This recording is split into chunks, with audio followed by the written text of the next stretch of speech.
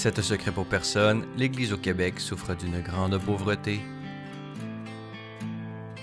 Toutefois, si on regarde de plus près, on perçoit une panoplie de raisons d'espérer. Comme l'ont dit les évêques du Québec au pape François lors de leur dernière visite ad limina, c'est sur le terrain, auprès des gens, que nous voyons émerger cette nouvelle Église, fragile, mais combien enracinée dans la foi, l'espérance et l'amour.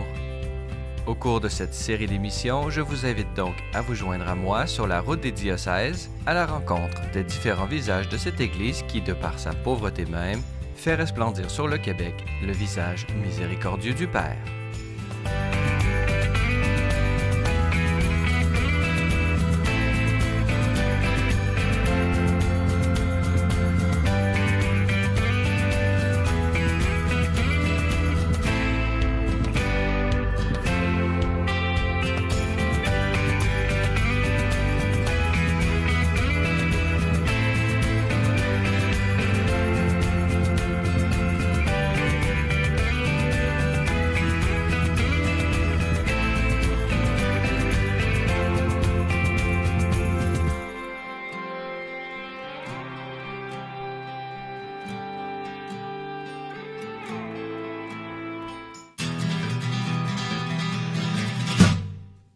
Fondé en 1913, le diocèse de Mont-Laurier s'étend sur près de 20 000 km, englobant des régions aussi variées que la Haute-Gatineau, la Lièvre et les Laurentides.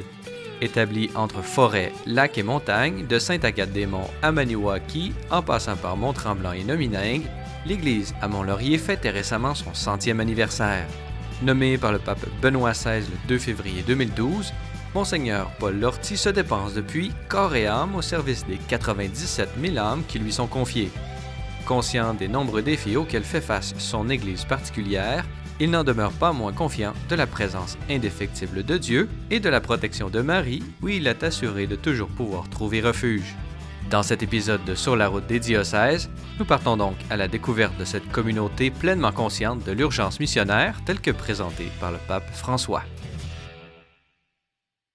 J'ai été nommé au début février et j'ai été admirablement bien accueilli par l'équipe des services diocésains et les prêtres qui servaient dans le diocèse de Mont-Laurier. Il y a deux grandes branches. Une première branche qui vient parce qu'on est d'un détachement du diocèse d'Ottawa qui s'appelait Bytown et avec notamment la collaboration étroite des Oblats de Marie Immaculée qui ont servi dans le diocèse pendant 124 ans. Et la région de Maniwaki, le presbytère, était le relais de tous les Oblats qui allaient œuvrer au nord de la province de Québec. Et l'autre branche, c'est celle du curé Labelle, Antoine Labelle, qui a été longtemps curé à Lacolle. Et c'est là que lui a pris conscience qu'il y a un fort contingent de Canadiens français qui allaient travailler aux États-Unis, 800 000, et que si ça se continuait, bien, il y a fort à parier que le Québec serait devenu uniquement anglophone. Alors, il a alerté le premier ministre, qui l'a nommé sous-ministre de la colonisation, pour développer les terres agricoles au nord de Saint-Jérôme jusqu'à Mont-Laurier. Quand on pense que ce territoire n'était pas développé, souvent, il faisait ça en canot. Donc, c'est quelqu'un qui a joué un rôle prédominant pour que le diocèse puisse naître avec toute l'autre section qui émanait du diocèse d'Ottawa.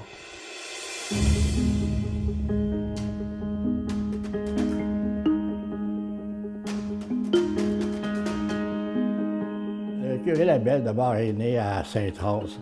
Il a fait ses études à Sainte-Thérèse. Il a été nommé curé à Saint-Jérôme. C'était à 23-24 ans. C'était un des plus jeunes prêtres à être nommé curé de Saint-Jérôme. On peut dire qu'au nord de Saint-Jérôme, c'était à peu près la forêt. Il n'y avait pas beaucoup de villages. Puis lui, bien, il regardait tous les Canadiens français qui immigraient aux États-Unis parce qu'il n'y avait pas de travail ici.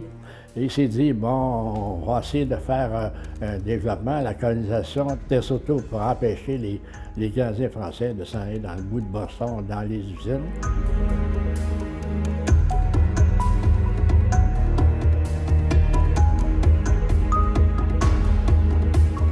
Quand Quand le curé Labelle est arrivé ici par la Rouge, il a fait plusieurs voyages avant d'emmener des colons.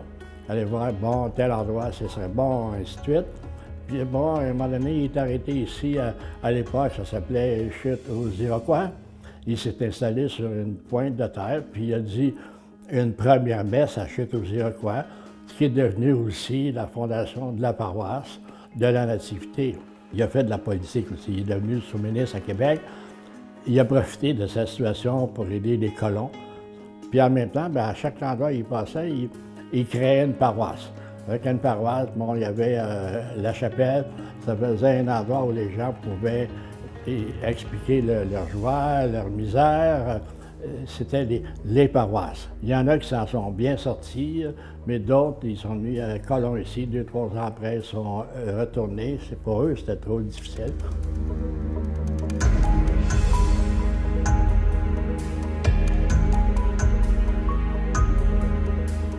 C'était aussi des grosses familles. Il y avait un avantage, c'est que s'il arrivait quelque chose, un incendie quelconque, c'était mal pris, les gens s'entraidaient pour repartir. Le curé Labelle a fait des tours en France. Il a été voir des Français leur dire « Venez au Québec, vous pouvez avoir un lot pas dispendieux. » Dans son chemin de la colonisation, c'est sûr qu'il a eu à se frotter avec les compagnies de bois. Les compagnies de bois avaient eu des lots du gouvernement, sauf qu'ils coupaient du bois en masse, et même sur les lots des colons. Les colons n'étaient pas libres de couper le bois qu'ils voulaient. Le curé Labelle s'en est mêlé, était au gouvernement. Il a apporté des changements pour favoriser les colons, pour que ce soit plus facile pour eux.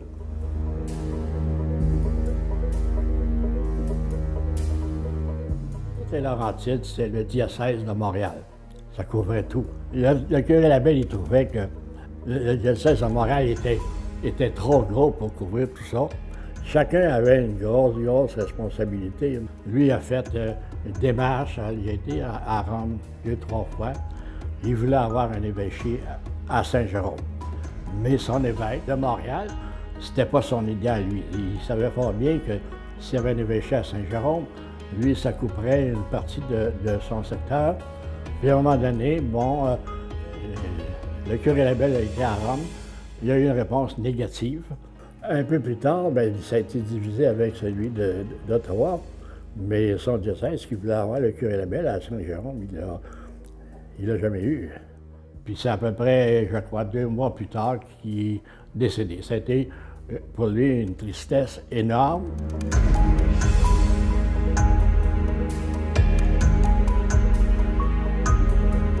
Quand le train est arrivé ici, là, à Labelle, c'est devenu encore plus gros. Là. Et puis souvent, au début, c'était le train, c'était le transport du bois là, à 80 %. Puis le chemin de fer ici, là, la cour de triage, c'était une des plus importantes au Canada. C'était gros. Les gens à Labelle, il y a eu des hôtels qui sont venus s'implanter. C'était la même chose jusqu'à Mont-Laurier. Il a tellement travaillé pour avoir le train, puis s'il ne serait pas décédé, le chemin de fer est encore plus loin. Le curé Labelle, pas juste le Québec, pour les Canadiens français, il a fait énormément.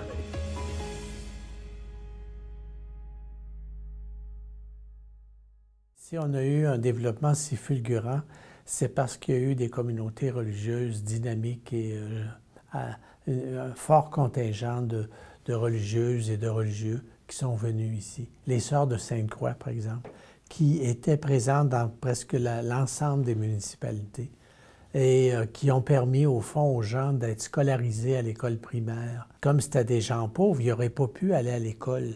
Donc, ces communautés, ces femmes ont été vraiment dynamiques pour pouvoir, et généreuses, là, puis intenses pour pouvoir être persévérantes dans des moments très difficiles.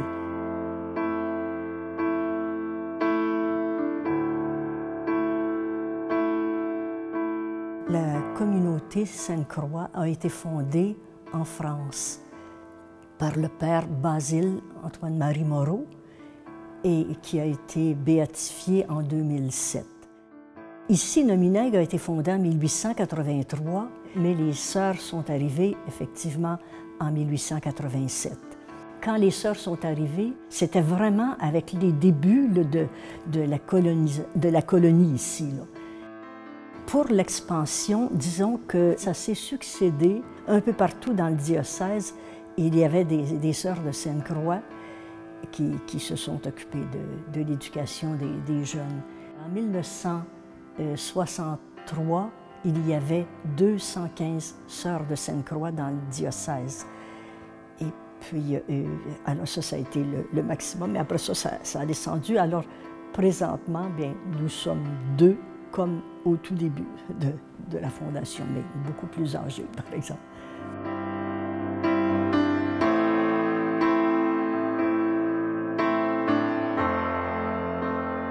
Pour nous, comme Sœurs de Sainte-Croix, puis pour notre fondateur, au fond, la formation des jeunes, c'est ce qui leur permet de s'ouvrir à différentes réalités, d'être capable de lire, d'écrire, de communiquer. Elles ont été une présence aux gens, surtout dans les campagnes, là, elles étaient avec les gens.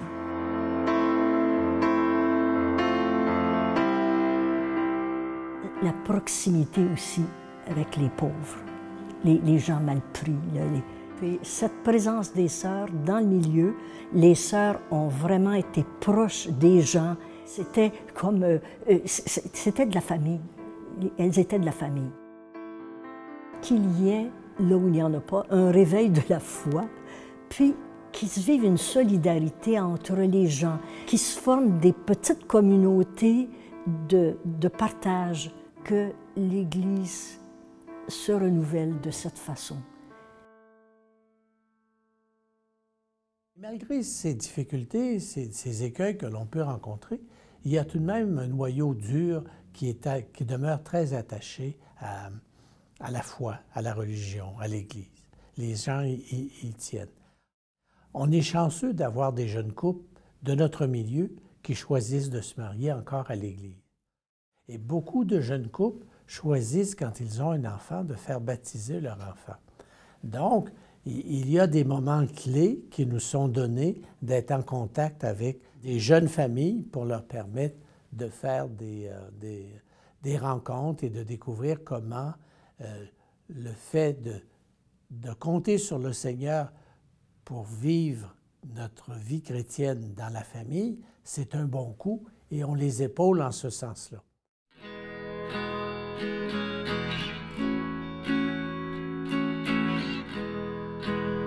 La majorité des couples qu'on reçoit aujourd'hui, ils se situent entre 28, 30, 40, 50 ans. C'est de moins en moins rare. On va rencontrer des couples qui ont déjà aussi eu diverses expériences. Et là, ils arrivent, puis là, ils veulent un engagement plus sérieux. Ils ont rencontré la personne idéale pour eux. Et la plupart ont des enfants. Ils sont en famille recomposée, ça, c'est pas rare non plus. Et ils s'approchent, ils veulent se marier à l'Église parce qu'un bon nombre d'entre eux nous disent clairement « Je suis rendu là, puis moi, je me marie à l'Église parce que je crois en Dieu. Puis parce que je veux que nos enfants voient et entendent qu'on croit en Dieu. »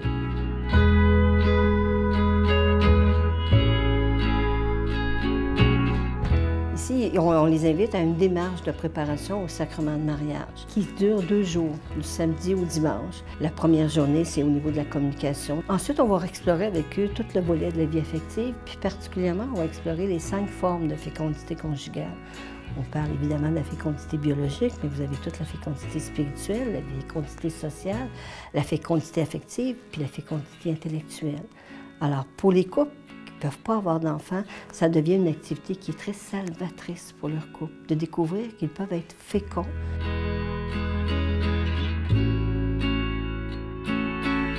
Après, on les amène un peu plus loin. Tu dis oui, OK, je suis adulte, je choisis de me marier, mais là, c'est à l'Église, puis à l'Église catholique. L'Église te propose une manière de le vivre, dans la liberté, la fidélité, la fécondité et la durée. Alors, dans la liberté, dans l'Église catholique, on parle d'exclusivité, dans la permanence. Quand on parle de la fidélité, il y a un incontournable. S'il n'y a pas un pardon dans le couple, ça ne marche pas. On parle de la fidélité à soi, à l'autre, puis à notre projet de couple. Alors, on leur fait vivre cette expérience-là et que le pardon, ça fait partie d'un couple qui va durer. c'est que les couples découvrent de plus en plus qu'ils sont des croyants, des pratiquants, mais pas nécessairement des célébrants de fin de semaine. Un des éléments qu'on a dans notre foi chrétienne, on croit pour durer, c'est que la prière. La prière nous aide beaucoup à passer à travers les événements. Elle n'enlève pas la souffrance, elle n'enlève pas les choses, mais elle vient nous aider à y passer à travers. Actuellement, dans le diocèse, les sessions, cette année, nous en avons eu 4. 2 dans les Laurentides, puis 2 ici à Mont-Laurier. Mon grand souhait, c'est que les couples se donnent du temps, c'est qu'ils se donnent des beaux rendez-vous comme ça, pour vivre, puis se dire qu'à Dieu, tout cet amour-là profond qu'ils possèdent, mais à cause de la course folle, on n'a pas le temps de se dire.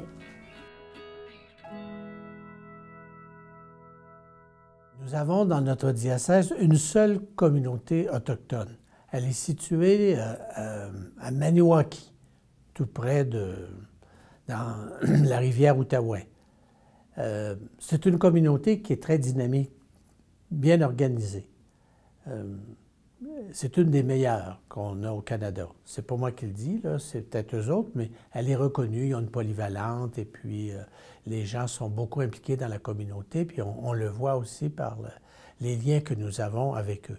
On a beaucoup à apprendre des Autochtones, parce qu'à chaque fois même que j'y vais, même si c'est un événement qui est intéressant, eux autres, ils font toujours une fête de fraternité après l'événement religieux.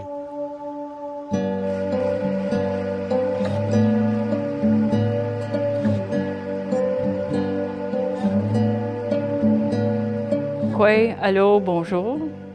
Stella Chabot, Ndijnikas, Kitiganzi, Bindonjiba. On est au sud de Maniwaki, situé juste avant la ville de Maniwaki, Kitiganzibi. Ça veut dire le jardin près de la rivière ou le jardin de la rivière.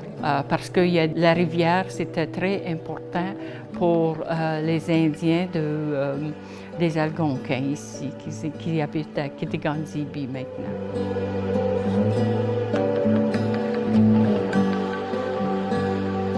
L'église, on a célébré 100 ans pour l'église ici l'année passée. Alors, c'est 100 ans et une année.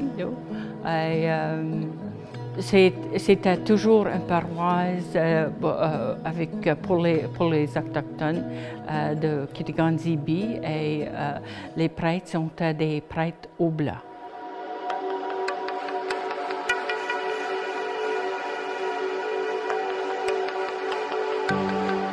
Beaucoup de familles qui sont traditionnelles et il y a des autres qui sont très forts sur leur religion.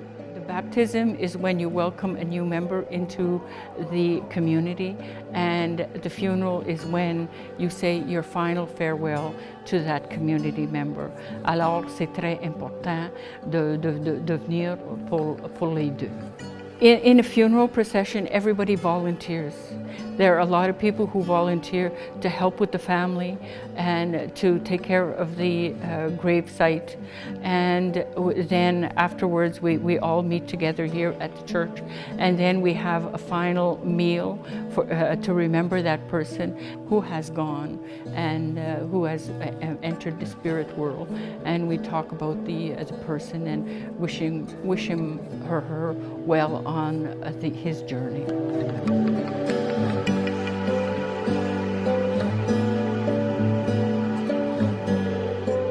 It's very important because it's a place of peace. It's a place where you find acceptance, and it's a place where you know that you're loved, and it's a place of comfort as well. For me, that's what my church is.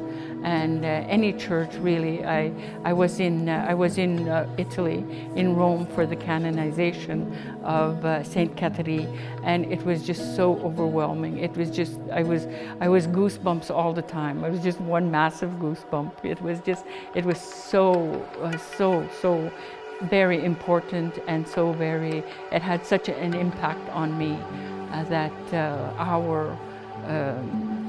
a person of our ancestry would be so honored.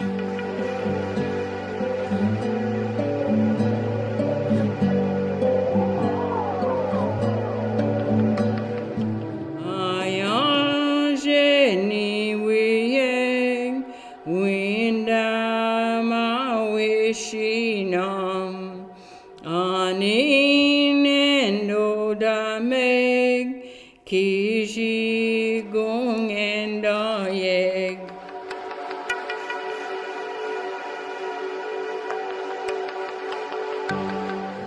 What I would like to see is, I would like to see our more Aboriginal people coming, but also to incorporate our, we have a good choir right now, and they sing Aboriginal, our Algonquin hymns, but I would like to see our drum play a more prominent role, and you know, more young people coming and learning our hymns and also singing their songs. Nous avons actuellement 7 prêtres qui viennent du diocèse de Bururi au Burundi. Alors, c'est principalement eux qui constituent les prêtres venant d'ailleurs. On a aussi un autre prêtre qui vient de la Colombie. Les prêtres du Burundi, le gros avantage que nous avons, c'est que c'est des gens du même diocèse. J'ai eu la chance moi-même d'aller passer 10 jours au Burundi.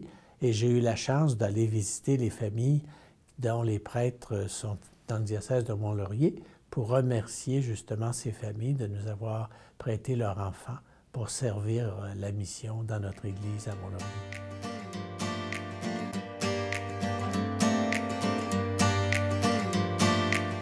Moi, je m'appelle Abbé Gilbert Ndairagije. Quand je suis arrivé ici, ça va faire 10 ans. C'était complètement différent de la vie que j'avais au Burundi. D'abord, au niveau matériel, je me suis trouvé seul dans un appartement. Je n'étais pas habitué et je n'étais pas préparé pour cela parce qu'au Burundi, on vit en communauté. Autre chose, c'est que je conduisais dans mon pays, mais dans mon pays, il n'y a pas de lumière. Le code n'est pas comme ici. Et ici, il y a les lumières vertes, jaunes, rouges, il faut ça. Je n'étais pas préparé à cela. Le premier hiver était atrocement dur. Le déneigement, je ne savais pas quoi faire. Gratter ou quoi, je ne savais rien. C'est encore dur, mais j'ai tout ce qu'il faut pour vivre l'hiver, mais les hivers sont durs. Au niveau pastoral, au niveau de la foi, au niveau de la spiritualité, c'est tout à fait différent de chez moi. Quand j'ai commencé, je suis allé à la première messe. J'ai été touché parce qu'il n'y avait pas de jeunes, c'était des personnes âgées. Et là, moi j'avais 39 ans à ce moment-là. C'est moi qui étais le plus jeune. Les églises sont vides. Chez nous, les églises sont pleines à claquer. Il y a plusieurs messes dans chaque église et c'est vivant. Quand on va à la messe chez nous, on n'est pas pressé. C'est pour la messe, c'est le jour du Seigneur. La messe peut durer 1 heure, 1 heure et demie, 2 heures et demie. Comme ça, c'est bien. Moi, je suis heureux comme prêtre, même si des fois j'ai des déceptions, je suis heureux qu'il y a des églises qui sont encore ouvertes. Et il y a des personnes qui vont à la messe.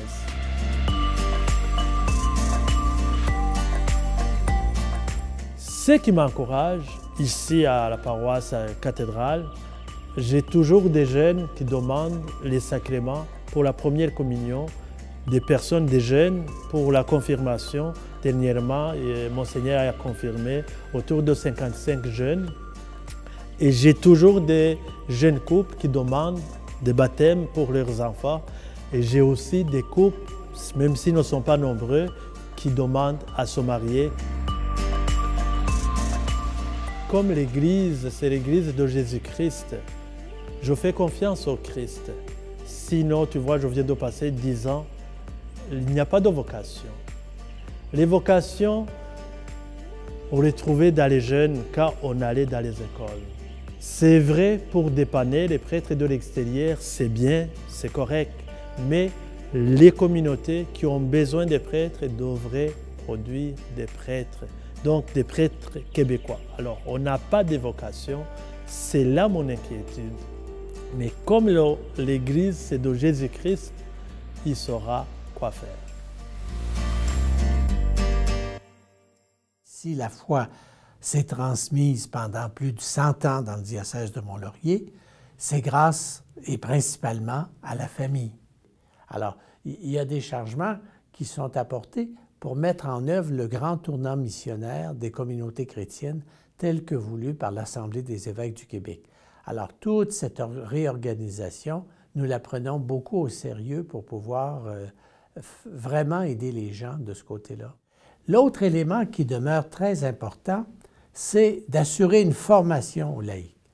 Donc, on a le souci, la préoccupation à chaque année d'offrir un ressourcement spirituel et familial et d'avoir des projets diversifiés. Et on essaie aussi d'être attentif aux grands enjeux qui se passent dans la société et dans le monde. Il faut avoir le souci de découvrir que la Terre, c'est notre maison commune. Il faut rendre le monde meilleur, puis il faut que les gens qui vivent avec nous aient toujours le souci du plus petit. J'estime qu'il n'y a pas de recette magique. Et j'essaie de vivre ça dans ma vie, puis de le dire aux autres. Il faut développer une grande vie de prière et d'intériorité. Et plus on va être un ami du Seigneur, plus on va connaître sa parole, plus cette parole va nous apporter de la joie, de la paix, de l'amour, de l'espérance, plus on va communiquer aux autres ce trésor qui nous habite. C'est de faire valoir, montrer, mettre en lumière toute la richesse du don de notre baptême. Comme vous avez pu le constater dans cette émission, l'Église présente sur le territoire que l'on appelait jadis le Pays d'en haut a une histoire à la hauteur de sa légende.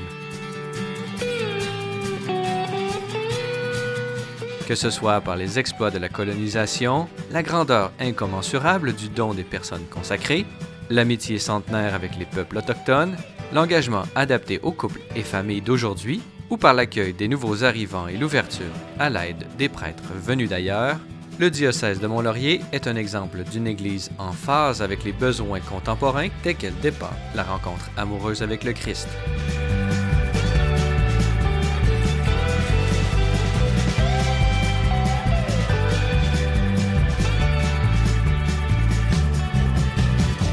Prions pour qu'étant à l'écoute des motions de l'Esprit Saint, le peuple de Dieu à Mont-Laurier persévère sur ce chemin ardu de la mission qui, selon les mots mêmes du pape François, sera toujours plus intense, généreuse et féconde.